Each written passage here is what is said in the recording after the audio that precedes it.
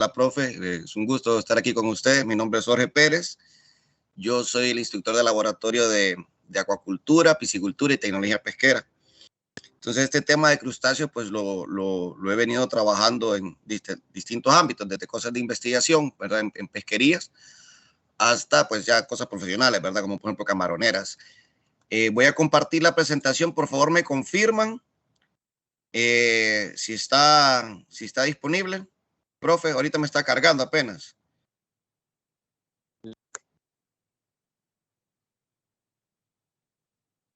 A ver. Una pregunta. Sí, todavía no se mira. Sí, ahorita. Espéreme. Que ahí me está, que está un poco lento el.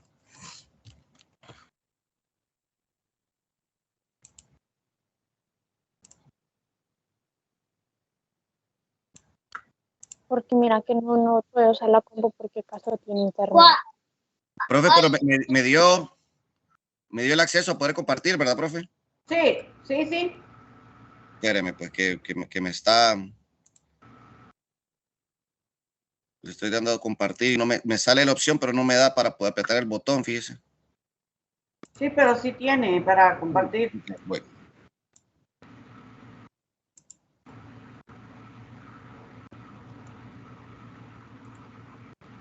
Ok, aquí está.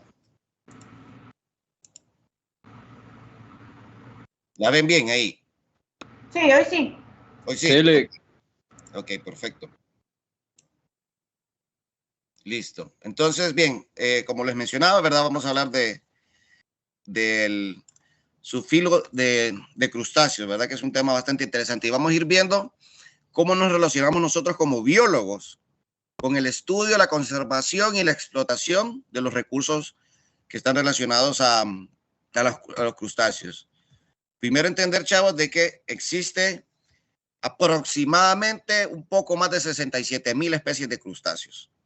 Todas están asociadas con agua, ya sea agua salina, agua salobre o agua dulce. Y tenemos un ejemplo de un crustáceo que es completamente terrestre, ¿verdad? Que es el isópodo. Ustedes lo conocen, lo han visto en casas, lo han visto en medio de libros, lo han visto en lugares húmedos, ¿verdad? Es un crustáceo, pero siempre está asociado con lugares con cierto grado de humedad, ¿verdad? No pueden ellos alejarse de esta humedad, ¿verdad? Son animales que evolutivamente aparecieron en el mar y obviamente siempre están asociados con medios acuáticos. Son los únicos artrópodos que tienen dos pares de antenas, o sea, tienen una antena, un par de antenas que son unos receptores táctiles para cosas que están a mayor distancia y tienen un par de anténulas, ¿verdad? Que están más relacionadas con la reproducción, con la alimentación, mucho más cercanas a la cara y mucho más receptibles también, ¿verdad? O sea, son más delicadas estas anténulas. Ya tienen un par de maxilas, o sea que estos animales ya pueden masticar la comida y para poder crecer pasan por periodos de muda e intermuda. Es decir, a diferencia de nosotros que nuestro esqueleto crece con nuestros músculos a medida que nosotros vamos teniendo más tiempo de vida, en este caso ellos no lo pueden hacer, entonces su cuerpo crece dentro del exoesqueleto y hay un momento que el exoesqueleto se rompe.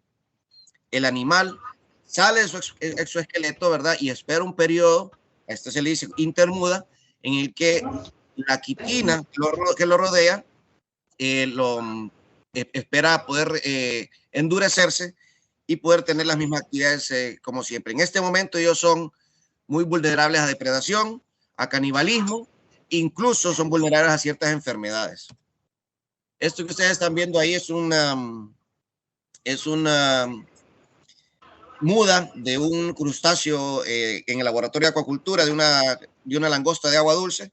O sea, tuvimos la experiencia. No sé si solo soy yo, pero yo sigo viendo solamente como que no está en presentación, sino que solo aparecen las diapositivas así y dice subfilo crustácea la primera y nada más. Yo también, Liz. También, Liz. También. Entonces voy a dejar de compartir porque me ha pasado como que no le ha dado a modo de presentación. No, como no, fíjese, lo tenía en modo de presentación. Déjeme compartir otra vez entonces. Voy a ver. Me está cargando ahorita, espérenme. Porque sí había pasado a varias yo de positivas. ¿Sabías que en esta escena el director Christopher Nolan usó un avión Boeing 747-BA para estrellarlo contra el hangar? Y es que la idea inicial del director era usar una maqueta en miniatura y efectos especiales. Pero sorprendente. Ahorita estoy compartiendo, profe. Era más barato. Sí, Ok, pero sigue todavía no ahorita estamos estoy con la cambiando. presentación. Ahorita cambié de diapositiva.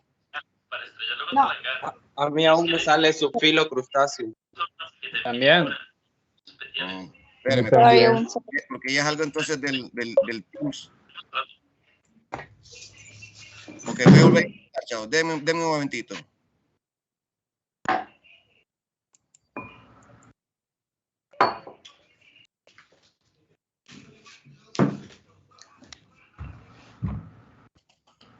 Ahorita, solo dame un momentito entonces.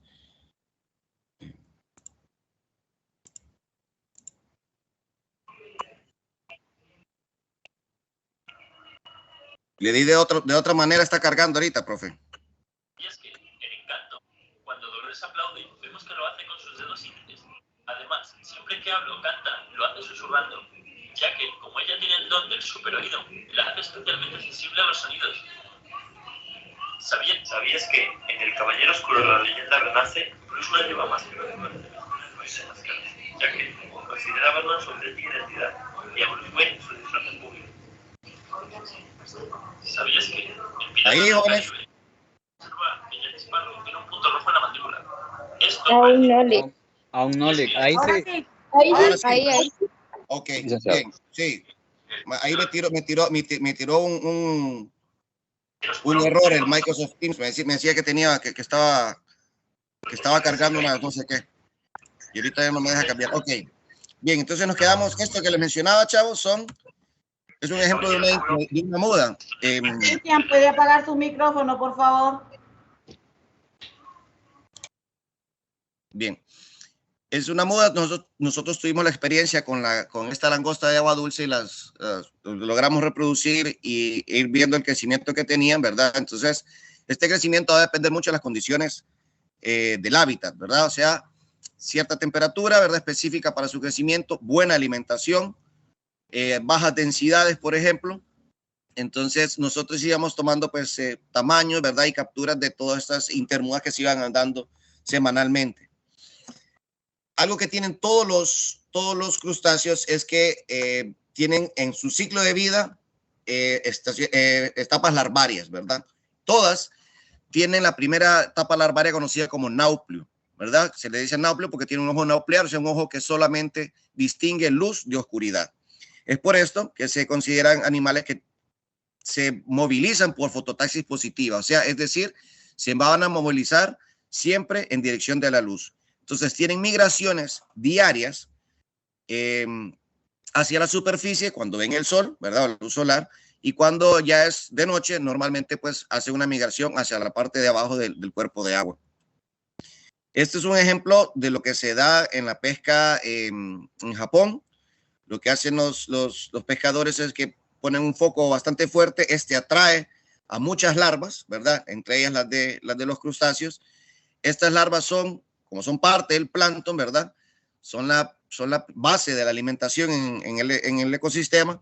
Esto atrae a depredadores, ¿verdad? O sea, los que se alimentan de la primera base de la cadena trófica, y por ende empiezan a llegar también ya peces de mayor interés comercial, ¿verdad? Para los pescadores. Y todo va por esta fototaxis positiva que llama la atención de los crustáceos. Entonces, tenemos dos grupos grandes, ¿verdad? Como a manera, no es una división taxonómica, pero a manera que podamos reconocerlos.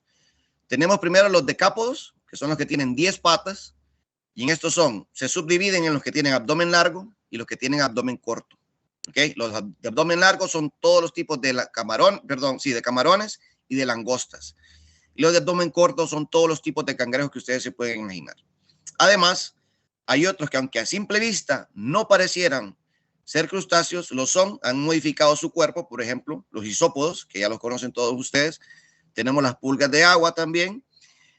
Tenemos los percebes o las bellotas de mar también, que ustedes los pueden reconocer que son estos animales que se pegan en los muelles, por ejemplo, en las patas de los muelles o en los malecones, ¿verdad? Ellos se adhieren ahí y empiezan a hacer sus ciclos de vida, ¿verdad? Pero sí son crustáceos al final. Entonces vamos a ver los más importantes o los que más nos pueden interesar de estos crustáceos. Hay una tendencia evolutiva, hay dos tendencias evolutivas en los crustáceos. La primera es especializar apéndices. O sea, cada uno de los apéndices que ellos tienen va a tener una función específica. Por ejemplo, los pleópodos son para nadar, los periópodos son para caminar, los quelíceros o tenazas, ¿verdad? Son para asir o apretar, ¿verdad? Hay otros que simplemente son para manipular alimento, hay otros que son para transferir espermatóforos, que ya lo vamos a ver más adelante. Entonces, esta es una de las tendencias evolutivas. Todas las apéndices se van a especializar para algo. Y la otra, dígame. Está compartiendo pantalla. ¿Sí? Es que eso sale como la parte dice subfilo crustácea. No ¿A sé todos si- les sale así? Sí. Sí. A mí me Sí. parece negro. Sí, sí. Ok. Abajo sale como una A mí me cosa dejan para positivas. la presentación. Espérenme, entonces. Ahí. ¿Vieron que cambió ahí, chavos? Sí, sí Hoy cambió. No, licenciado. Sí, Sí, ya cambió. cambió. ¿Ya cambió?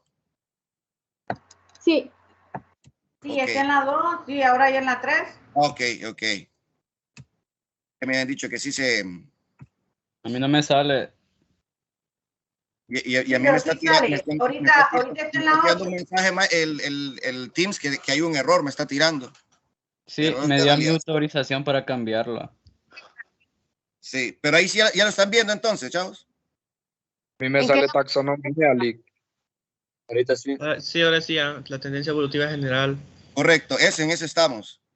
A mí me aparece la descripción del subfilo. Dejo de compartir. Ahorita ahí aparece la de tendencia evolutiva, la número 8. Philip, pero es que aquí en mi Teams aparece como una flechita para ir cambiando como de diapositiva, entonces no sé si es que Sí, a mí también. Entonces- Jorge. Voy a dejar de presentar, tal vez- profe, ahorita. No, solamente quítele por favor de que puedan moverla, porque entonces ahí es donde se crea, ahí en la parte de arriba, ahí dice de que no puedan moverla ellos. ¿A dónde, profe?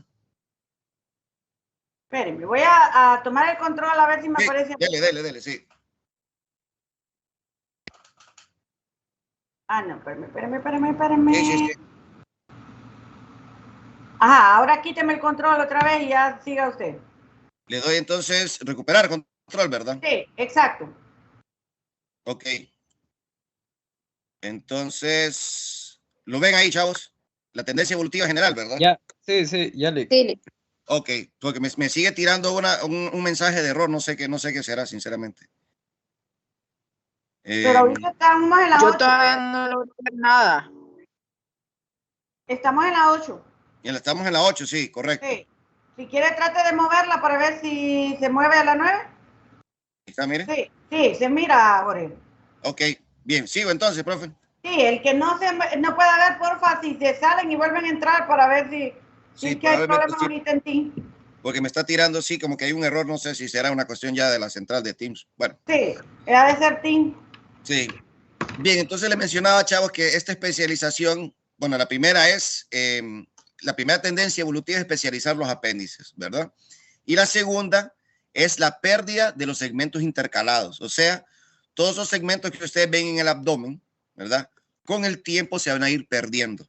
Entonces, el cefalotórax, en algún momento de la historia evolutiva, fue una serie de segmentos intercalados, ¿verdad? Esta tendencia evolutiva es tal, chavos, que, por ejemplo, en el caso de los camarones, ven bien ahí lo que se ve escrito, ¿verdad? En la presentación. Sí, Lick. Ok. En los camarones, por ejemplo, es un muy buen ejemplo de que la fusión de estos metámeros, ¿verdad? De estos segmentos intercalados ha sido tal que ha forzado que los camarones tengan que también fusionar sus órganos. Y en el caso de la camaricultura, uno de los órganos más importantes para la alimentación del camarón es el hepatopáncreas. O sea que fue una fusión no solo anatómica, sino que también fisiológica, para que un órgano realice la función del páncreas y del hígado. Eso lo vamos a ver también bastante en acuacultura. Para 1988 habían 8 clases, ¿verdad? Pero en el 2001 se reconocieron 6 clases. Vamos a hablar sobre las clases más importantes, o sea, las que más nos pueden llamar la atención a nosotros y las más generales, porque, por ejemplo, Remipedia o cefalocáridas son crustáceos bastante pequeños que solo vamos a encontrar en ciertas partes del mundo. Remipedia, por ejemplo, vive en cuevas submarinas. Eso es algo bastante complejo que tiene que ver más que todo con taxonomía y no tanto con el estudio de conservación o investigaciones científicas que nosotros podíamos realizar aquí en Honduras. Entonces, la primera clase que vamos a ver son branquiópodos. En este están 2 organismos muy importantes para la ciencia, muy importantes para la producción de organismos vivos, ¿verdad? Por ejemplo, de peces, de camarones, que son las pulgas de agua, o conocidas como Daphnia, ¿verdad? Las Daphnias se pueden conseguir en cualquier acuario, cualquier acuarista tiene, o sea, normalmente es importante para la alimentación de otros organismos, pero también en la ciencia los utilizamos para hacer estudios de calidad de agua. Se aplica una metodología que se conoce como LD50, o sea, la dosis letal que va a matar al 50% de una población, ¿verdad? Para conocer qué tan contaminado está un medio acuático, por ejemplo. Esto que ustedes ven aquí, chavos, es una Daphnia, ¿verdad? La ventaja que tienen las Daphnias son que se reproducen fácilmente, tienen ciclos de vida bastante cortos, son muy fáciles de mantener, solo básicamente ocupan agua verde, ¿verdad? Agua con bastante fitoplancton. Y en el caso de los estudios para calidad de aguas, se busca que tengan reproducción sexual, entonces se les controla la reproducción con bajas temperaturas. A altas temperaturas tienen una reproducción sexual y explotan los acuarios o los recipientes donde usted los tenga. Son muy fáciles de mantener y son muy nutritivas para peces ornamentales, por ejemplo, para cultivo de tilapia también se ha aplicado bastante. Entonces tiene muchas funciones y son muy fáciles de encontrar. Tenemos también la artemia salina. Esta artemia, chavos, es uno de los organismos, de los crustáceos más antiguos del planeta. Incluso, si ustedes más o menos ven ahí la imagen que me costó encontrar en YouTube, una imagen clara de cómo son las artemias, parecen como pequeños dinosaurios. En internet se venden como sea monkeys o como monitos de mar, o también dragones de agua, ¿verdad? Water dragons también se les dicen. Se venden en internet. Y les mandan a ustedes los quistes de estos animalitos, una cantidad de agua, ¿verdad? Un poquito de sal y empiezan a eclosionar. Son muy nutritivos, sobre todo para la industria de camarón. La camaricultura depende exageradamente de la producción de artemias a nivel mundial, porque las primeras etapas larvales, y ya las vamos a ver más adelante, las artemias son muy nutritivas para las primeras etapas larvales del camarón, o sea, para la poslarva. Dígame, Hansel. Levantó la mano Hansel, ¿verdad? Sí, fíjese que yo tengo quistes de artemia. Sí. Y ya van 2 veces que intento en querer eclosionarla y no me eclosiona. Pues si quieren en el laboratorio podemos intentar, si quieren. Lléguese uno de estos días y podemos intentarlo ahí en el laboratorio. Vamos a ver qué alternativa le podemos... Sí, porque alternativa hay varios de los voluntarios que tienen artemias a lo loco en sus casas. Yo lo podemos intentar ahí. Sí, tengo como 40 gramos de artemia, de quiste, sí. Bueno, podemos intentarlo, como le digo, habría que ver. Ahí lo podemos intentar en el laboratorio para que vea todo el ciclo. El ciclo de vida de ellos es bastante corto, ¿verdad? Pero como les digo, son muy nutritivos y cuando se trabaja en la industria camaronera, pues las artemias se compran por kilos, ¿verdad? Los quistes se compran por kilos, vienen enlatados y son muy nutritivos para las larvas y que las larvas después puedan ser sembradas en estanques y tengan bastante resistencia a enfermedades. Tenemos también ya el grupo que ustedes más reconocen, que es la clase de Malacostraca, que aquí vamos a encontrar todos los camarones, langostas, cangrejos, el camarón mantis, o sea, todo lo que nosotros asociamos cuando decimos un crustáceo, ¿verdad? Que son estos que tienen tenazas normalmente. Hay una relación muy importante entre el crecimiento, la longevidad y la temperatura del agua, ¿verdad? Recordemos que son organismos que no controlan su propia temperatura, entonces a menor temperatura, normalmente se van a encontrar organismos que viven más tiempo, que crecen más, pero obviamente son mucho más lentos. O sea, todo su metabolismo se ralentiza, el metabolismo va a depender mucho en estas especies con la temperatura del agua. Entonces, por ejemplo, el cangrejo araña de Japón puede llegar a medir hasta 4 metros, ¿verdad? De lado a lado, y puede llegar a vivir hasta 40 años. Es un animal bastante lento, que su digestión toma mucho tiempo, ¿verdad? Y en otro caso, por ejemplo, las artemias o las dafnias son animales ya más pequeños que requieren de altas temperaturas y normalmente sus ciclos de vida son bastante cortos, de días o semanas, ¿verdad? En algunos casos, por ejemplo, las dafnias no duran más de un mes, por ejemplo, si se les da todas las condiciones. Entonces, hay esta relación muy interesante, ¿verdad?, entre el crecimiento, la longevidad y el hábitat donde se va a encontrar el animal. En el caso de la reproducción, la mayoría son dioicos, o sea, tenemos hembras y machos. Hay una excepción que son los cirrípedos, que son los percebes, ¿verdad?, y las vedetas de mar, que por ser sésiles, en este caso, se han vuelto hermafroditas, pero no dejan de, en algunas ocasiones, tener cierto intercambio genético, ¿verdad?, para ir mejorando la población. Tenemos también dimorfismo sexual, o sea, que se pueden distinguir entre hembras y machos. La mejor manera de poder realizar esto sería viendo las apéndices masculinas, la presencia o ausencia del apéndice masculino. Pero también en algunas ocasiones hay características sexuales secundarias. Por ejemplo, como ustedes están viendo en la imagen, los machos de la Querax quadricarinatus, que es la langosta de agua dulce o la langosta australiana, los machos tienen en sus quelíceros una mancha roja y las hembras normalmente tienen un tono en su cuerpo más azulado, ¿verdad? Como un azul claro. Pero esto va a depender también en algunas ocasiones del hábitat.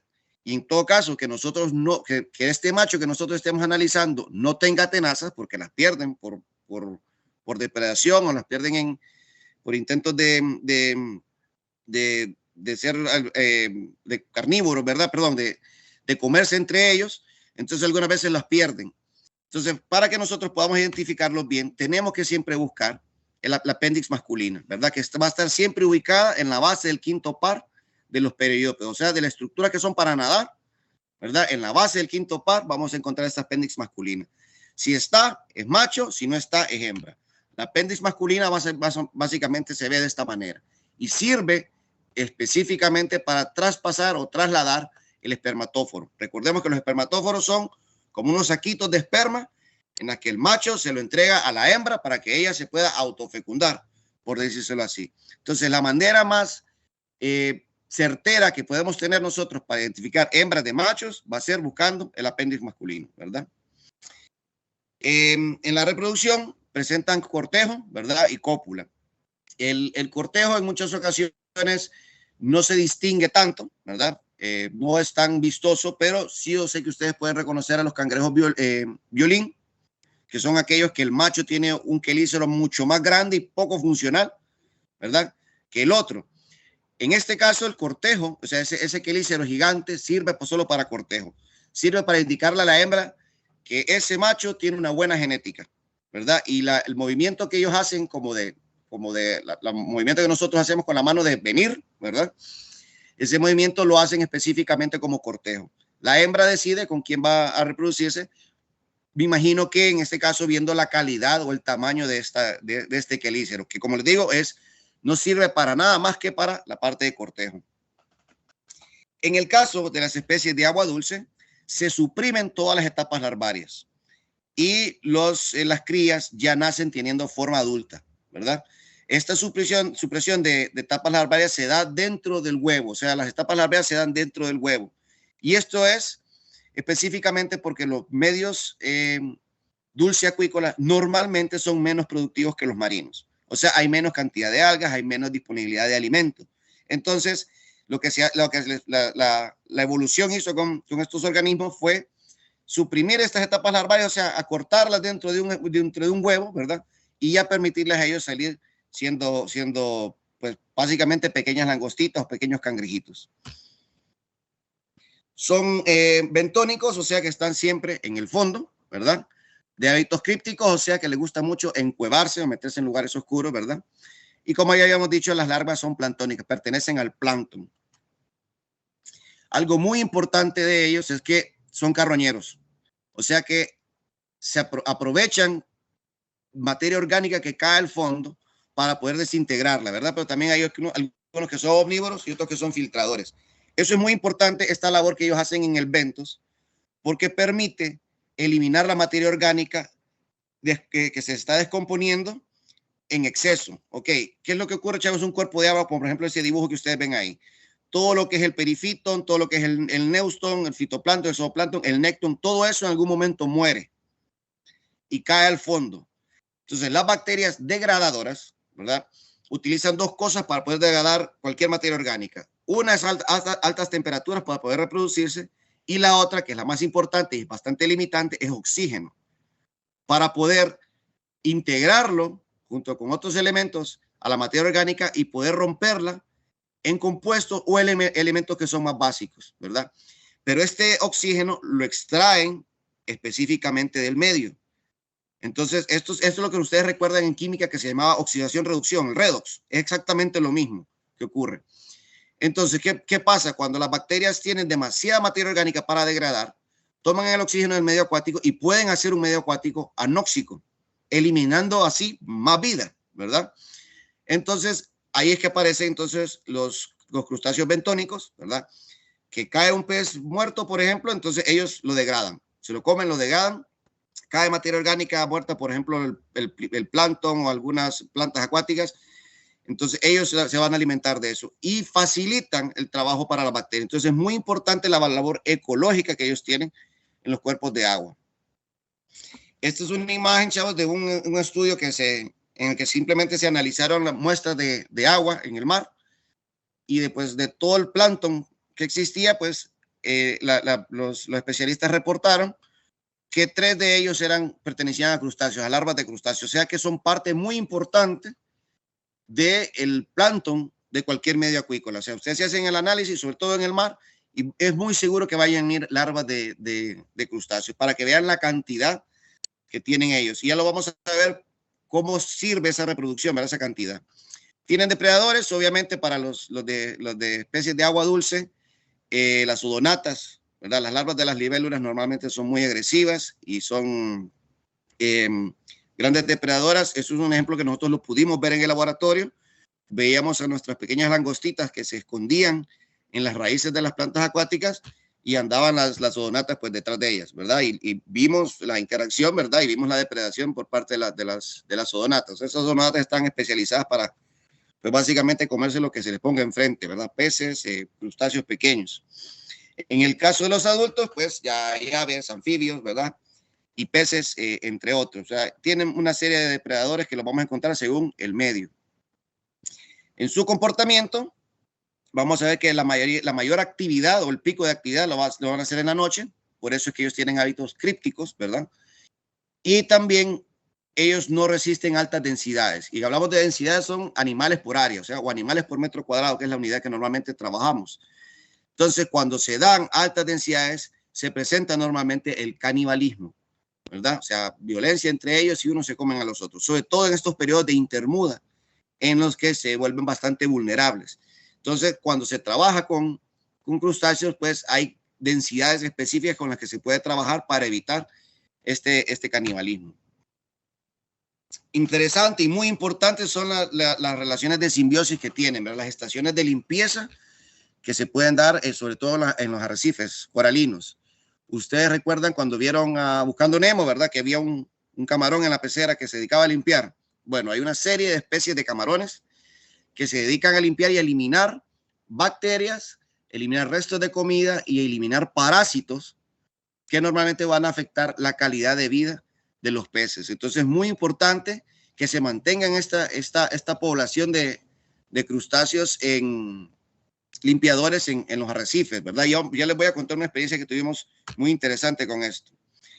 Tenemos también simbiosis, hay mutualismo, ¿verdad? En la que dos especies forman una alianza. En este caso es un góvido, un pez góvido, o lo que le dicen también chupapiedra, con un camarón del género Alpheus. el camarón hace una cueva, ¿verdad? Y se dedica como a la limpieza y al mantenimiento de la cueva. Y el góvido se dedica específicamente a llevar alimento y vivir con el camarón. Y es una simbiosis, un mutualismo muy, muy interesante que es muy fácil de ver en cualquier arrecife. También tenemos parasitismo, ¿verdad? O sea, en el que una especie se va a beneficiar de otra.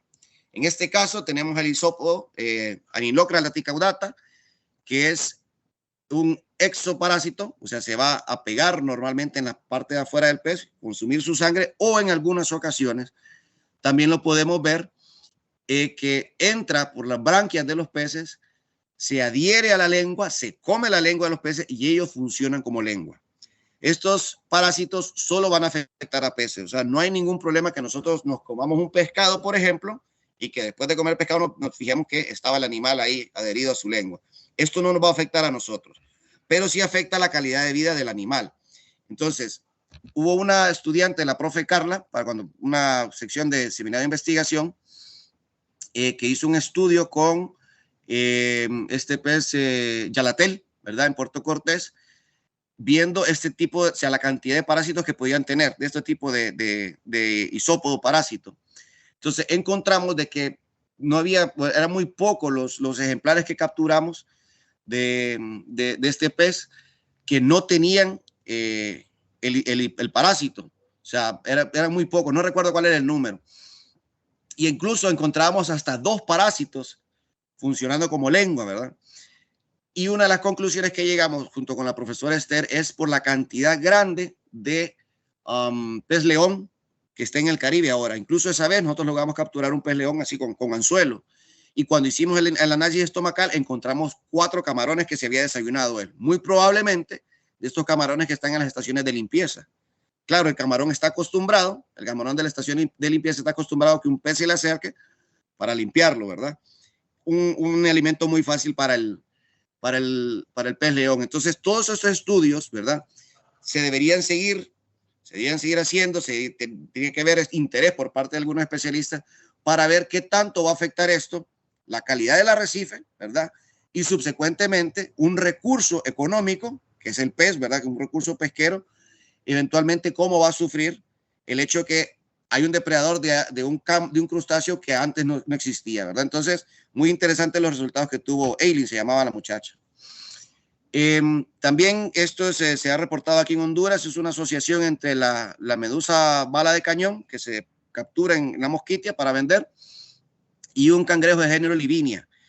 No se sabe exactamente cómo el cangrejo entra a la medusa y cómo se baja, no se sabe eso, pero lo único que se entiende es que probablemente lo utilice como medio de transporte, como un bus de ruta, por ejemplo. Entonces, esto se ha reportado en varias partes del mundo y pues un estudio que hizo un biólogo, ¿verdad? Que se llama Nerin Lobo, pues también reportó, en ese momento él estaba estudiando la pesquería de la medusa y logró reportar este interesante hecho que pues hasta como les mencionaba, hasta el día de hoy no se sabe específicamente cómo ocurre o por qué ocurre, ¿verdad? Pero sí es interesante. Bien, aquí vamos a ver, chavos, cuáles son estos crustáceos que son de alta importancia para Honduras. Cuando hablamos de alta importancia, chavos, tiene que ver tanto ecológicamente como económicamente. Como biólogos no nos podemos separar de la realidad nacional, ¿verdad? Y sabemos que hay recursos pesqueros y gente depende de esto. Hay gente que vive de esto, ¿verdad? Entonces, nosotros tenemos que generar una cierta calidad y cantidad de estudios que nos permitan mantener los recursos pesqueros. En este caso vamos a hablar de la langosta espinosa o Panulirus argus, ¿verdad? Que es una industria muy grande en el Caribe. Primero que todo, la estrategia reproductiva de todos los crustáceos es la estrategia reproductiva tipo R. Hay 2 estrategias reproductivas, la K y la R. La R es la que tienen un montón de crías y cero cuidado parental. O sea, ahí no hay cuidado parental. O sea, los padres no se encargan de eso. Ponen un montón de huevos y lo que va a garantizar la siguiente generación es un número muy grande, ¿verdad? Que sirve como protección. La langosta del Caribe puede poner hasta 250,000 huevos que en cada puesta y puede tener hasta 9 puestas por temporada. Ese es el momento en el que se le dice veda a la industria pesquera de langosta. La veda empezó el 1 de marzo y si no me equivoco termina el 1 de junio. ¿verdad? Esta es la época en la que normalmente se están reproduciendo, entonces en este momento no se pueden capturar para permitirle a la langosta pues que pueda reproducirse. Estas hembras, cortamente, chavos, lo que hacen es que viajan a partes más profundas de los arrecifes, ¿verdad? Y ahí hacen, o sea, con unas estructuras especializadas, rompen los huevecillos y liberan las larvas, ¿verdad? Esta larva se conoce como filosoma, tiene 11 estadios larvarios, ¿verdad? Que duran varios meses, puede durar hasta años según las condiciones que tenga el hábitat, ¿verdad? Ya cuando alcanza unos 2 centímetros, entonces se le conoce como puerulo, ¿verdad? El puerulo ya tiene forma de langosta, solo que es transparente, aplanado, ¿verdad? Lateralmente. Y este es el que ya nada, ya tiene la capacidad propia de nadar y moverse hacia la costa y buscar 3 ecosistemas que son muy importantes para la productividad en el mar, que son los pastos marinos, los arrecifes de coral y las raíces de manglar. Entonces, al momento de estudiar, chavos, un recurso pesquero, pues es importante tener en cuenta cuáles son los nurseries que nosotros decimos en la pesquería, ¿verdad? Cuáles son estos lugares que sirven específicamente para el crecimiento de muchas especies. Entonces, es muy importante que protejamos los pastos marinos que normalmente son amenazados por la industria hotelera, porque a la gente no le gusta nadar sobre pasto marino, no le gusta pararse en el pasto marino. Bueno, los arrecifes de coral, que obviamente son los más populares y los más vistosos, y los manglares, que esos no son tan vistosos, tienen mal olor, es muy difícil caminar cerca de ellos, ¿verdad? Pero son muy, muy productivos y permiten que una industria completa exista, por ejemplo, la industria de la langosta, exista gracias a que este ecosistema da las condiciones idóneas para que pueda vivir este animal. Entonces, en este momento, pues ya el postpuerulo, o sea, después del puerulo, ya tiene pigmentación, ya tiene forma de langosta, incluso ya tiene un exoesqueleto más o menos duro, ¿verdad? Y aquí empieza, estos chavos, para que esto ocurra, han pasado 2 años, ¿verdad? Para que llegue a postpuerulo, han pasado aproximadamente 2 años, entre año y medio y 2 años. Es por esto que esta industria no se puede hacer en laboratorio, no se puede hacer en acuacultura, porque las etapas larvarias son muy duraderas, o sea, tarda demasiado tiempo. En este momento, entonces, los juveniles prefieren vivir en zonas donde hay macroalgas. Las macroalgas son zonas someras, o sea, de poca profundidad.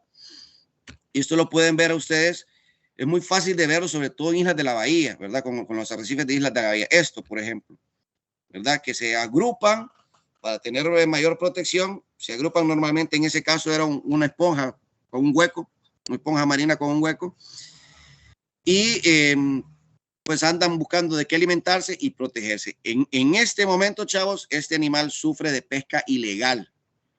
¿Por qué? Ya lo vamos a ver más adelante, pero también los estudios científicos nos han dado el dato que para poder nosotros capturar langosta y no afectar el ciclo reproductivo, tienen que ser langostas con una cola, ¿verdad? El abdomen que por lo menos sea de 12 centímetros. Entonces, si se mantiene ese número, ese 12 centímetros, ¿verdad? Se mantiene esta práctica. Entonces, se garantiza que las langostas se reprodujeron por lo menos una vez en su vida. Entonces, se mantiene el ciclo normal, sin afectarse. Pero lo que ocurre en la actualidad es que muchas personas capturan la langosta de este tamaño porque son más fáciles de encontrar, están a menores profundidades y tienen mucho mejor sabor por ser pequeños, ¿verdad? Entonces, es como una carne un poco más tierna.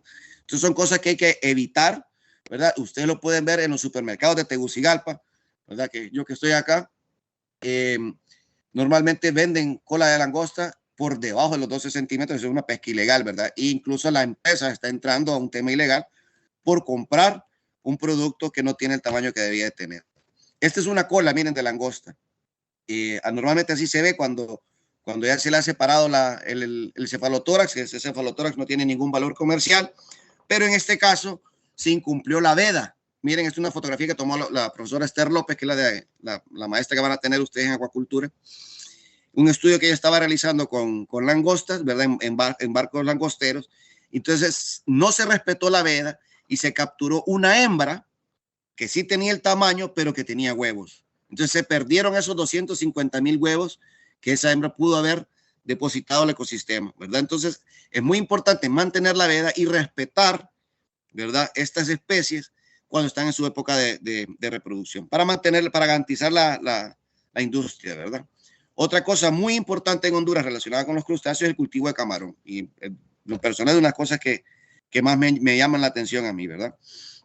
El camarón también tiene una serie de etapas larvarias bien cortas, en este caso, o sea, duran probablemente 10 días, ¿verdad? Pasa de huevo a nauplio, ¿verdad? Hay 3 etapas de zoea, hay 3 etapas de misis, hasta llegar a lo que se conoce como poslarva. La poslarva es ya el producto que se le vende al camaronero y es el producto que el camaronero lleva a su finca para sembrar. En la naturaleza, el camarón tiene pues un ciclo de vida bastante básico. Vive como adulto en el mar, se reproduce y a medida estas etapas larvales van ocurriendo, se va acercando más a las zonas someras, ¿verdad? O más a las orillas, sobre todo manglares. En el agua salobre, ¿verdad? De los manglares donde normalmente los vamos a encontrar, hace toda su etapa juvenil y después regresa al mar a reproducirse. El cultivo, bueno, el camarón en general en Honduras pues, es un recurso bastante grande. En el Caribe tenemos como 5 o 6 especies distintas, ¿verdad? Y en el sur tenemos también unas 6 especies, sí, 6 especies de manera natural, ¿ok? Cualquiera de estas se podría explotar o aprovechar, pero la camaricultura pues obviamente ha aprovechado esto y es mucho más fácil y mucho más preciso hacerlo en laboratorio como se hace en una finca, por ejemplo. El único problema, chavos, que nosotros tenemos aquí en Honduras es que toda la industria del camarón depende específicamente del camarón blanco Lithopeneus banamei, que es el segundo que ustedes ven en la lista. El Lithopeneus banamei es la especie que ustedes comen, la que ustedes encuentran en el supermercado, la que ustedes encuentran en la sopa. Esa es Lithopeneus banamei. El problema, chavos, es que es una especie muy susceptible a enfermedades y a lo largo de la historia de la camaricultura en Honduras han entrado enfermedades una tras otra, tras otra, tras otra, haciendo que mucha gente que invirtió en la industria termine saliéndose. Entonces, lo ideal sería que hubieran investigaciones sobre las otras especies. Por ejemplo, ya hay información del Lithopeneus trilirostris y tenerlo como alternativa por si una enfermedad afecta al banamei. Eso es lo que se hace en muchos países, ¿verdad? Sobre todo en Asia. En Honduras no se está haciendo. Entonces, se podría, si alguno de ustedes tiene interés, ¿verdad? Pues capturar algunas de estas especies y hacer todo el ciclo reproductivo para pues mantenerlo en algún momento en un laboratorio por cualquier emergencia, ¿verdad? Para que vean que hay un montón de cosas que se pueden estudiar en temas solo de crustáceos, ¿verdad? Ya vimos pesquerías, estamos viendo acuacultura, hay un montón de cosas que se pueden estudiar. La industria camaronera hace unos 30, 40 años dependía específicamente de la captura de camarón. No había la ciencia y no había la tecnología para poder hacerlo en laboratorio y en fincas. Entonces era una industria bastante destructiva porque era por medio de la pesca de arrastre. O sea, la pesca de arrastre es un barco jalando una red muy grande y básicamente iba todo lo que estaba ahí en medio. Entonces hubo problemas con las tortugas, hubo problemas con delfines, hubo problemas con especies que no eran objetivos, ¿verdad? Entonces, por suerte, vino la acuicultura a sustituir estas prácticas. En la actualidad ya no se da la pesca de arrastre para camarón, ¿verdad? Aquí en Honduras, porque pues sale más barato y mucho más fácil tener camarones de finca, ¿verdad? La tecnología ya lo permite. Tenemos también un recurso muy importante de Honduras, que son los cangrejos, ¿verdad? Los cangrejos tienen un ciclo de vida muy parecido al del camarón, solo que en este caso hay una zoea y en vez de misis hay una etapa larvaria que se llama megalopa, ¿verdad? Ese megalopa va a tardar aproximadamente unos 9 días en convertirse en juvenil, pero de pasar de juvenil a adulto no se sabe cuánto tiempo es, porque va a depender de las condiciones del agua. O sea, si hay suficiente alimento, si hay buena temperatura, si no hay mucho estrés, ¿verdad? Si no hay altas densidades, entonces va a tardar menos. Y si hay condiciones más adversas, va a tardar mucho más tiempo. En Honduras se capturan de manera artesanal 2 especies. En la costa norte es el Cardizoma guanumi, ¿verdad? Que es el de las tenazas bastante grandotas. Y en el sur, el Lucidia occidentales, que le dicen punche, ¿verdad? Son las especies que normalmente nosotros vamos a ver en sopas, así como vimos en la imagen. ¿Puede repetirme, por favor? ¿El qué? Ahí está. Los camarones que se... Camarones o cangrejos. perdón, los cangrejos. Sí, los cangrejos, por favor. Sí, el cangrejo es Cardizoma guanumi, que es el de la costa norte, que es el de las tenazas grandotas. Este es muy interesante si cuando tengan chance, chavos, de acampar en la costa norte, cuando hay luz llena, van a ver que todos ellos se están moviendo hacia el mar a reproducirse. Entonces es un evento muy, muy curioso porque pues pareciera que el suelo se está moviendo. Yo tuve la oportunidad de vivir un año en Utila, entonces veía esto bastante seguido. Y en el sur está el lucidos occidentales o punche, ¿verdad? Que es el que encuentran normalmente. Bueno, yo soy de Tegucigalpa y aquí vivo, entonces en Tegucigalpa vamos a encontrar en los mercados esta especie, que la tienen en vales y los tienen vivos. Estos normalmente se encuentran en manglares, ¿verdad? No los van a encontrar en el mar. Entonces son las especies que de mayor importancia. Tenemos también la jaiba, ¿verdad? Que se diferencia del camarón porque tiene unas espinas a los lados. Dígame, José Mario. Antes de eso tenía una duda. Los virgulatro son langostas, ¿verdad? Perdón, ¿qué me dice? ¿La especie virgulatro es langosta o es camarón? No sé cuál es esa, fíjese. ¿Cuál es el género? ¿Cuál me dice? Los que son cocoteros, los que son grandotes. No, ese es cangrejo. Okay.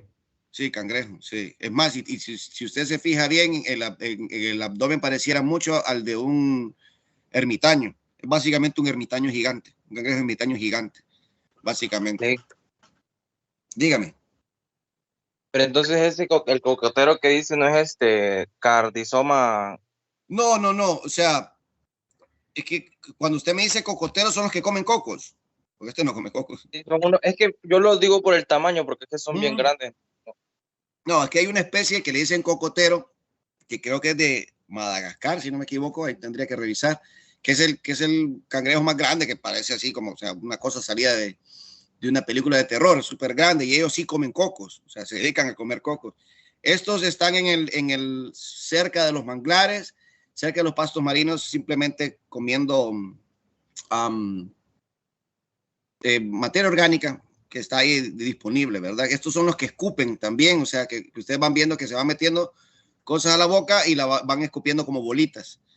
Entonces, sí, bueno, ese es el de la costa norte y en el sur. Esto solo estoy diciendo, chavos, solo como referencia de que son los más importantes para la industria pesquera, ¿verdad? O sea, como recurso económico, porque no hay una estructurada oficialmente, como decirles, una asociación de cangrejeros de Honduras. No la hay, ¿verdad? Entonces, solo le estoy poniendo como ejemplo que estas son las especies más importantes. ¿Ok? Hay una que está con mucho más interés comercial, ¿verdad? Que es la jaiba, ¿verdad? Que todos ustedes han comido jaibas en alguna ocasión. Y sobre todo porque la jaiba tiene mucha presión de pesca, ¿verdad? La jaiba aparentemente es más apetecida que el cangrejo. Entonces, en la laguna de los Micos, ¿verdad? Que eso está en Tela, ¿verdad? Hay una pesquería que es específica y exclusivamente dirigida por como 12 comunidades a la captura de jaiba.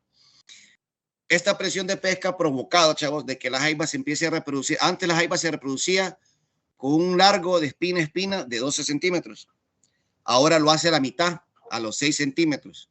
Entonces, obviamente, son una menor cantidad de huevos y huevos con menor calidad, ¿verdad? O sea, es como decir, una mujer adulta de 30 años decide tener un hijo en comparación con una niña de 15 años. El riesgo, ¿verdad?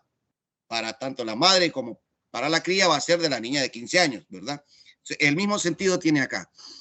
Y esto ha sido porque la presión de pesca es tal de que ha obligado evolutivamente a la especie a reproducirse bastante pequeño. Entonces, para esto, y miren qué interesante lo que ocurrió aquí, se mandaron estudiantes de práctica profesional de biología, ¿verdad? Para ir a hacer análisis pesqueros. Fueron 4 personas, si no me equivoco, realizaron estos análisis pesqueros y junto con la ayuda de la profesora Esther López, que su área de especialización es pesquerías, se hicieron una serie de cálculos para conocer estos valores, ¿verdad? Y qué es lo que estaba ocurriendo. Y se logró un acuerdo ministerial, o sea, una ley que pasó al Congreso, y fue aprobada en el Congreso para la protección de la jaiba. Entonces, en este caso, la jaiba ya no se puede capturar si no es con cierto tamaño, ¿verdad? Y también la jaiba solo puede ser capturada en la Laguna de los Micos por estas comunidades que viven ahí. Porque antes llegaba gente de Choloma, de San Pedro, del Progreso, de un montón de lugares llegaban y pues se iban a capturar, ¿verdad? Entonces, esto se logró gracias al esfuerzo de estudiantes de práctica profesional. O sea, ellos aprovecharon su práctica para ir a hacer estos estudios, aprendieron mucho, se quedaron trabajando algunos en eso, otras personas se fueron a estudiar su especialización en pesquerías, ¿verdad? Y se logró a través de la ciencia, ¿verdad? A través de la educación, se logró un acuerdo ministerial que protege ahora a la jaiba, ¿verdad? Y bueno, estos son ejemplares de esos estudios que se hicieron allá. Y finalmente, chavos, también muy importante, a muchos de ustedes lo han de conocer, tenemos los camarones de río, ¿verdad? Macrobrachium rosenbergi. Este se puede cultivar, pero normalmente se captura aquí en Honduras.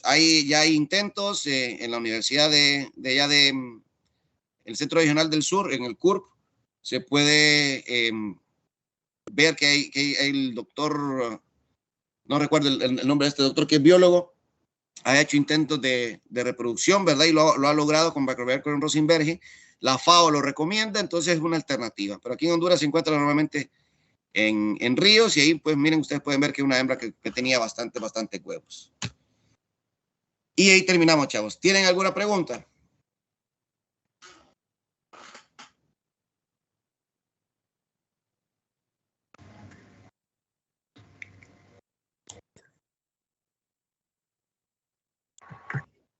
Licenciado, entonces los cangrejos que van en grupos bastante grandes empiezan a comer entre ellos. O sea, normalmente las densidades altas, o sea, densidad son animales por metro cuadrado. Entonces, estas densidades, si no hay como manera de moverse, ¿verdad? O por ejemplo, eso se puede dar en estanques, acuarios, ¿verdad? O zonas pequeñas. Entonces, normalmente ocurre canibalismo, ¿verdad? Pero esto también se da en muchas otras especies. O sea, lo señalé simplemente para que lo tengan en cuenta que cuando se trabaja en el cultivo, por ejemplo, de estas especies, uno busca mantener densidades limitadas. Por ejemplo, aquí en Honduras nosotros trabajamos con, si no me equivoco, son 14 camarones por metro cuadrado para evitar tanto canibalismo como enfermedades. Claro, hay otros países que ya tienen una alta tecnología, ¿verdad? Donde ya trabajan con sistemas de recirculación, mucha oxigenación y un montón de cosas en los que ya alcanzan los 100 animales por metro cuadrado, ¿verdad? Pero esto obviamente no es natural y se hace por un periodo corto de tiempo porque es una industria, ¿verdad? El camarón, chavos, desde que se siembra hasta que se cosecha son 4 meses. O sea, es bastante fácil cultivar el camarón y tiene un buen precio en el mercado. Dígame, ¿quién levantó la mano ahorita? Zoraidi. Sí. Licenciado, Dígame. ¿cuál dijo que era la diferencia entre una jaiba y un cangrejo? La jaiba tiene, mire, se lo voy a poner aquí en la imagen. La jaiba tiene espinas. Ya se lo voy a enseñar. La jaiba tiene espinas. Si usted ve la imagen aquí, la que está abajo del niño, ¿verdad? De lado a lado, la jaiba tiene 2 espinas grandes, ¿verdad? Aparte, las jaibas pueden nadar. Que las jaibas tienen una estructura que es específica para nadar y pueden nadar así bastante distancia. Mientras que los cangrejos, pues, normalmente están más adaptados a medios terrestres, o sea, un poco acuáticos y terrestres, ¿verdad? Entonces, esas son las diferencias, pero básicamente son lo mismo ustedes. Lo que yo no logro entender yo es por qué hay mayor presión de pesca sobre la jaiba que sobre los cangrejos. Hay una preferencia, ¿verdad?, del mercado hacia las jaibas. Pero entonces el king crab es la misma jaiba. No, el king crab es otra especie, totalmente distinta. El king crab, hay una especie aquí en Honduras que le dicen king crab, pero no es verdadero king crab. El king crab es una cosa que le dicen centolla, que se da en Alaska y en Japón, ¿verdad? Bueno, sí, supongo, porque al king crab que le dicen acá es como un cangrejo más, una jaiba, perdón, más grande. Sí, es el Cardizoma guanumi, ¿verdad? Pero no es king crab, ¿verdad? O sea, el king crab es una cosa grande. Y son estos que yo les menciono que llaman centollas. Obviamente, o sea, la industria de centollas es bastante fuerte y pueden, claro, exportar, ¿verdad? Cualquier parte, y si Honduras lo quiere comprar, pues lo compra, pues se puede encontrar. Pero no tenemos nosotros esas especies así de grandes acá, ¿verdad? Claro, el Cardizomagua numi, chavos, si usted le dejan varios años de vida, crece muy bien, pues, o sea, son animales bastante grandes, bastante fuertes también. Entonces, claro, ¿cómo decirles? Lo que la gente hace en los hoteles, en restaurantes, es decirle, no, le vendo king crab, pero obviamente no es king crab, ¿verdad? Ponerle nombre, ¿verdad? Para las cosas. Obviamente son de muy buen sabor, ¿verdad? Me imagino que a muchos de ustedes les ha de gustar. Lick. Dígame. El cangrejo, bueno, el cocotero que le había mencionado, la familia es Cenobitidae. ¿Me lo confirma o me lo pregunta? No, así le pregunto, pero porque quedé con esa duda porque parecía langosta. No, es que el que usted me está diciendo es el cangrejo más grande del mundo. O aquí en Sí, Honduras. el que había mencionado que parecía como de película de terror, que era No, grandota. sí, es que lo que pasa es que yo entiendo que usted dice que parece langosta porque tiene un abdomen, ¿verdad? Un pequeño abdomen, bueno, no pequeño, es bastante grande. Sí, un abdomen grande. En realidad es un cangrejo, pero que de la misma forma de cuerpo tienen los cangrejos ermitaños, que tienen como una colita enrollada, que esa es la que usan ellos para poder meterse dentro de las conchas de caracoles, ¿verdad? Entonces, pero en este caso ese animal es tan grande y no tiene ningún depredador, entonces no ha necesitado meterse en la concha de ningún otro animal, ¿verdad? Sí entiendo que dice que pareciera langosta, pero no, es un cangrejo gigante. Y obviamente no lo tenemos aquí en Honduras, ¿verdad? ¿Alguien más, chavos? Entonces, para sacarle provecho al cultivo de camarón, solo se ocupa esperar 4 meses para ya poder venderlos. Sí, o sea, eso es lo que dura. El ciclo dura 4 meses. O sea, ya está tan estandarizado el tamaño, está tan estandarizado la técnica que solo son 4 meses, 120 días. Y eso también va a depender de que, por ejemplo, el tamaño que le están pidiendo para vender. Normalmente lo que la industria pide es camarones pequeños. O sea, el camarón, el grandote, es muy raro que se venda, o sea, o que alguien lo pida. Y esto tiene que ver con las presentaciones de alimentos, con el empaquetado, por ejemplo, ¿verdad? Entonces es preferible vender un montón de camarones medianos a vender pocos camarones grandes. Entonces, todo ese ciclo, pues lo único que uno tiene que hacer es adaptarlo a los 4 meses. Y 4 meses salen.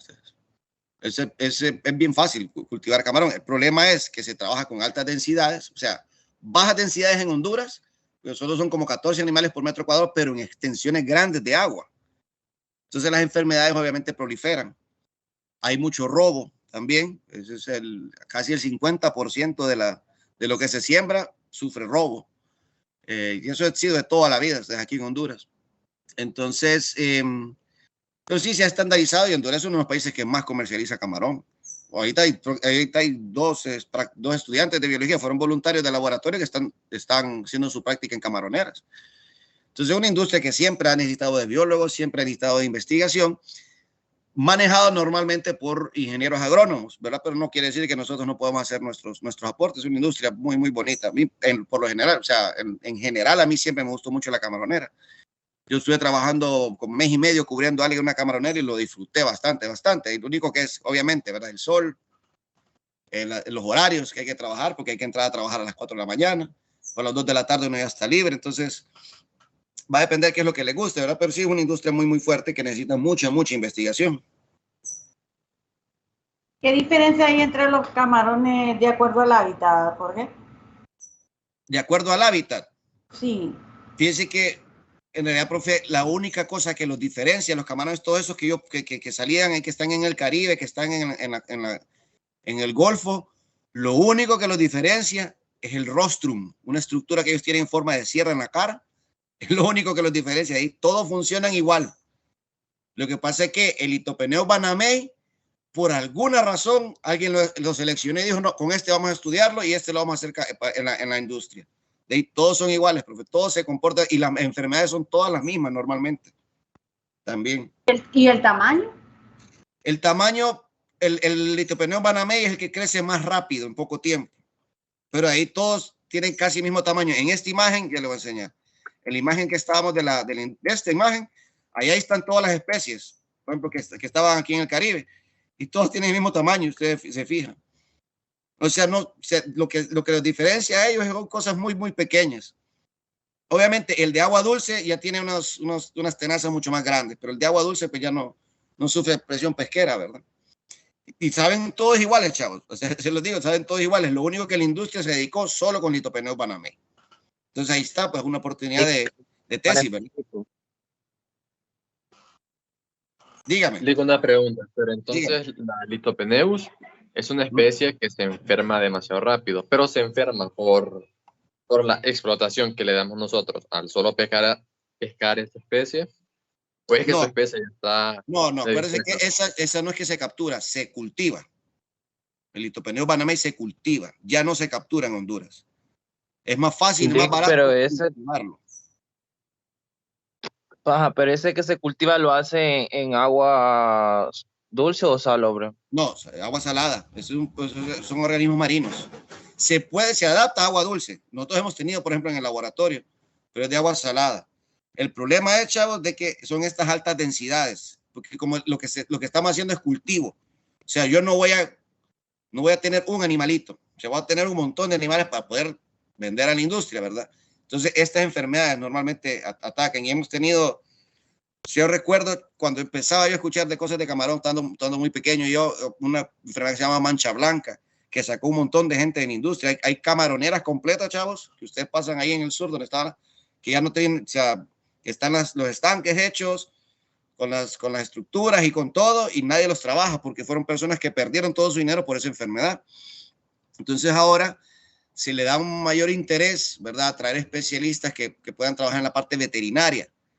Pero es lo que los afecta, chavos. O sea, las enfermedades entran ahí porque las altas densidades. Eso es todo. Y es como cualquier cosa, como el coronavirus. Y las aves también, va. Las aves sí, las aves son un problema porque las aves se manejan libremente en las camaroneras y está prohibido, obviamente, cazarlas. ¿Verdad? Es prohibido porque donde están las camaroneras normalmente son sitios Ramsar de aves migratorias. Entonces las aves cazan algún camarón enfermo por un lado, ¿verdad? Entonces la digestión les permite pues alimentarse a ellos, pero la enfermedad ahí va, entonces van y la pasan a otra camaronera. Es muy difícil controlar todo eso, pero aún así la industria es poderosísima. Si no me equivoco, es el cuarto sector que más le aporta al Producto Interno Bruto de Honduras. ¿Alguien más, chavos? Sí, tengo una duda. Sí. ¿Cuál es la enfermedad más común que tienen los camarones que había dicho? Mire, está ese mancha blanca que se le dice. Ahorita tenemos uno que es muy preocupante que se llama EMS, es síndrome de mortalidad temprana. Y tenemos mucho vibriosis. Las vibriosis son básicamente enfermedades de bacterianas que afectan el tracto digestivo específicamente. Entonces los animales se van deformando, se van muriendo. Es un animal que se enferma bastante fácil, chavos. Pero la ventaja es que lo cultivamos en 4 meses, pues. O sea, cuando empieza, por ejemplo, la metodología ahorita es, tiene mancha blanca, coseche. No importa el tamaño que tenga. Entonces tal vez le hacía falta 1 o 2 gramos, entonces no, coséchelo y véndalo. Obviamente lo va a vender más barato, pero véndalo. La mancha blanca no nos afecta a nosotros. Lo mismo con la vibriosis. O sea, ya hay alternativas para poder curarlo, porque lo que sí no se tiene que hacer es meter, ¿cómo se llama? Medicamentos, ¿verdad? Porque estos medicamentos hacen más resistentes a las cepas de las enfermedades. Entonces, la industria ya, como le digo, ya está bien, la técnica ya está bien hecha, bien. Pero entonces nos los venden enfermos. Sí, básicamente, profe. Nos los venden enfermos, pero no nos afecta a nosotros. Pues. A nosotros no nos afecta. El problema es cuando ustedes los compran en estado de descomposición, que es la mayoría de la gente que hace eso. Por ejemplo, ustedes ven un camarón, chavos, en un counter ahí en el supermercado y ustedes lo ven anaranjadito y ustedes dicen que rico camarón, es un camarón que está en estado de descomposición, porque el camarón no es rosado, no es anaranjado, el camarón es café. Así como ustedes lo ven, a ver, ahí en esa imagen, así es el camarón, así es camarón fresco.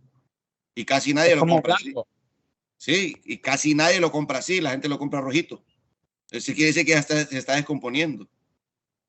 Y eso lo vamos a aprender bastante bien en acuacultura, chavos, porque vamos a hacer, o sea, hay un laboratorio que es para conocer específicamente la calidad del producto acuícola. Entonces, eso me preocupa mucho más a mí que, por ejemplo, que haya tenido alguna enfermedad que eso afecta al camarón. ¿Algo más, chavos? Entonces, ¿quiere Sí, decir que los camarones que son como grisitos son los que están más sanos que los anaranjaditos? Son los que están frescos. Y uno piensa que es al revés. Y uno cree que es al revés. Correcto. Porque el color natural del animal es ese. A fijarse cuando vayan a comprar camarones. Correcto, tienen que fijarse. Y también en acuacultura vamos a verlo también con los peces, porque también la gente compra pescado podrido acá. Lick, respecto a lo de las langostas. ¿Qué color tiene que tener, Jorge? El pescado, profe, fíjese en el color del ojo. Si el ojo está opaco, está podrido ya. Es una de las tantas, ¿verdad? De las tantas cosas. Y obviamente si usted presiona la carne y queda el hueco ahí, está podrido. Normalmente, profe, todos los pescados que venden en el supermercado están podridos. Por eso yo no compro ahí. Yo compro en los mercados, en todo caso. Gracias a Dios que no compran el súper. Dígame. Creo que José Antonio mandó una foto ahí para que la mirara, Jorge. ¿Quién? ¿Dónde? Ahí en el chat mandó una foto para que lo mirara de una amiga que agarró en el río Mocorón, creo que. Pero no, en el chat. Ya lo busco el chat. A ver, chat. Solo está disponible para los miembros del equipo, dice. Ahí. ¿Algo más, chavos? Lick, una duda. Lick, ¿cuándo es cuando una langosta es de primera, segunda y tercera? Usted me está hablando de calidad. Sí, calidad. Es eso del lo mismo que le mencionaba, la cantidad de tiempo que tiene el animal de haber sido capturado. O sea, el problema, chavos, es que se captura y no se mantiene en hielo. Entonces, de primera es algo fresco, que lo capturaron hoy y ustedes lo comieron hoy. O lo capturaron ayer y ustedes lo comen hoy, ¿verdad? Por decirlo así. Y entre más tiempo pasa, menor calidad tiene. Lo ideal es lo que hace la industria camaronera, que es que las captura y tienen un barco nodriza. Y ese barco nodriza lo que hace es dedicarse específicamente a mantener la calidad del producto. O sea, hielo. Entonces ya después del hielo pasa la empacadora y la empacadora también tiene una muy buena calidad para poder exportar eso pues un día específico. En el caso de la langosta, chavos, lo más fresco es que ustedes lo capturen acá o que se vayan a Estados Unidos. En Estados Unidos, porque por las cosas de leyes, ¿verdad? Entonces solo piden langosta de primera. Por las cosas de salud, ¿verdad? Solo piden de primera. Entonces, pero es eso, la cantidad de días.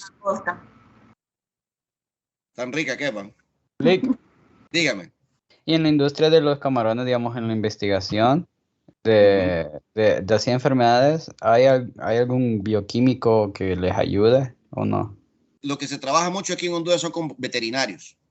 Hay 2 señoras ahí en el sur que son veterinarias específicas para camarón. Muy buenas ellas, por cierto. Pero no, o sea, lo que se hace es preventivo, ¿verdad?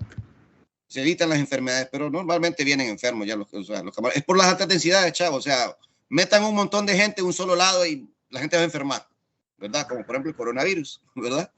Habemos muchos en el planeta, entonces la enfermedad nos afecta. Entonces lo mismo pasa con los camarones. Entonces se hacen muchas actividades profilácticas, o sea, para evitar las enfermedades. Y en todo caso, cuando ya entró la enfermedad, entonces lo que se hace es que se cosecha. Obviamente hay mucho espacio para hacer investigación ahí, chavos. Mucho espacio para hacer investigación. Lick, una duda también. Dígame. Sobre las langostas, que yo había entendido que se supone que es, no sé si estoy bien en esto, pero es como una enfermedad, creo yo.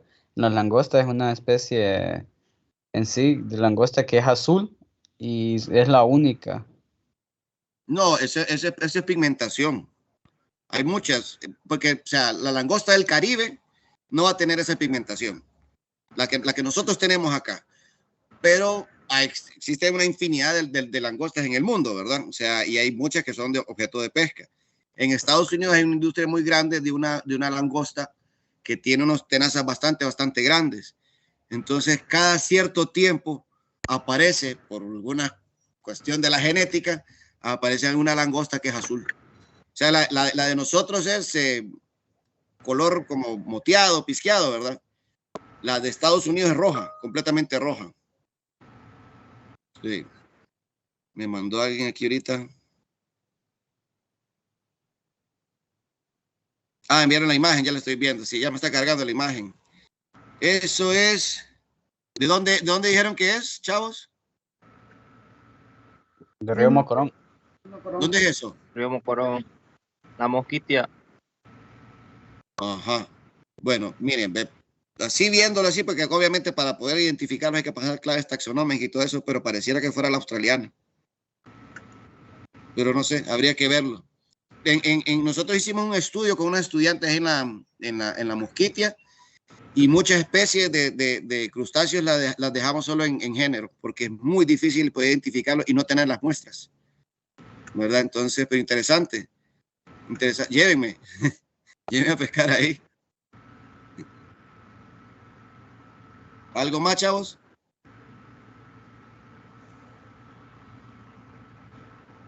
Yo creo que sí, ¿verdad? Jóvenes.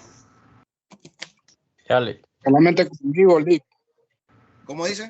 Solamente conmigo, que yo mañana voy para la universidad. Entonces. Sí, pero que yo mañana y viernes no voy, porque son los días que lo de laboratorio. Ah, bueno, ¿qué día lo puedo encontrar? El lunes. Sí, el lunes sería, pero perfecto. Por la tarde puede.